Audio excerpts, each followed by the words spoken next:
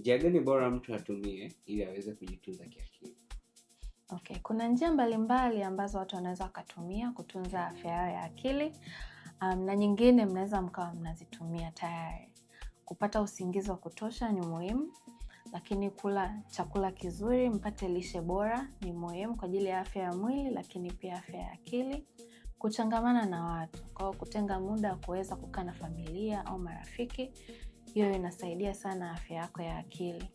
Lakini pia kujua mbinu mbalimbali za kuweza kukabiliana na msongo. Kwa hiyo kama inabidi uchukue muda wa kupumzika kutoka kazini, au kama unatakiwa ukae pia mwenyewe uweze kutafakari mambo ambayo umepitia kupitia siku yako, nayo pia inasaidia sana kwenye kutunza afya yako ya akili. Wewe unapenda kutumia ipi au ni zote hapo? Sio zote. Kulala siku hizi najitahidi sana kupata usingizi wa kutosha. Lakini pia nimeanza kufanya mazoezi.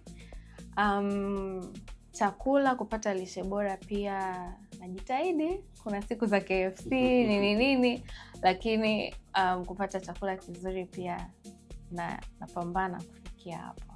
Na ni mipaka gani umejiwekea ili kulinda afya yako? Swala la mipaka ni muhimu sana. Kwa hiyo katika maisha yako unavaa kofia tofauti tofauti. Unaweza ukawa ni mwanafunzi, unaweza ukawa unafanya kazi, unaweza ukawa ni una mtoto nyumbani, au unaweza ukawa una wazazi nyumbani. Kwa hiyo kuweza kuvaa kofia zote wakati mmoja ni ngumu. Kwa hiyo lazima uwe na mipaka katika sehemu na sehemu. Mimi kwa mfano nijitolee tu mfano. Mimi maisha yangu ya ofisini ni ofisini, na maisha yangu ya binafsi ni ya binafsi. Kuna watu kumanage huo muda wa ofisi na muda wenyewe inakuwa ni changamoto.